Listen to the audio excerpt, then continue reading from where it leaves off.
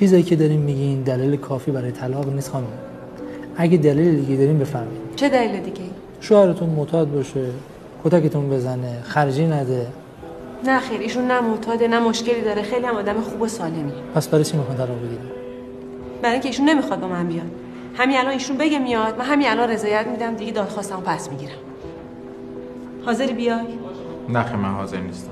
چرا حاضر نیست حاج آقا؟ بگید چرا حاضر نیست؟ چرا خودت میدونی؟ نه نمیدونم. لطف کن یه دور دیگه توضیح بده چرا حاضر نیست. ایشون یه دلیل برای من بیاره چرا باید تو این موقع پاشیم بریم خارج؟ تو یه دلیل بیار چرا باید بمونی. من 1000 تا دلیل برات میارم. یکیشو بگو. یکیش پدرم. من پدرمو نمیتونم ول کنم. بازم بگم؟ ولی زن تو میتونی ول کنی. من کی تو رو ول کردم؟ تو منو کشوندی کار دادگاه.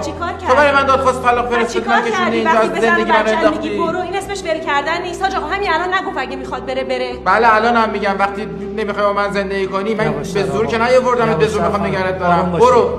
یه روز اومدی با من می‌خواستی زندگی کنی، امروز نمی‌خوای زندگی کنی. وقتی ترجیح میدی بلند شو بری آقای قاضی چیکار کنی؟ ایشون بهونه کرد. من بهونه نکردم. شما گفتی یه دلیل بیار، من اجازه دارم صحبت کنم. بفرمایید. پدر ایشون آلزایمر داره، اصلا متوجه نیست که ایشون پسرش، اطرافش کی هست، به حالش چه فرقی. چرا این حرفو میزنی؟ فرق میکنه.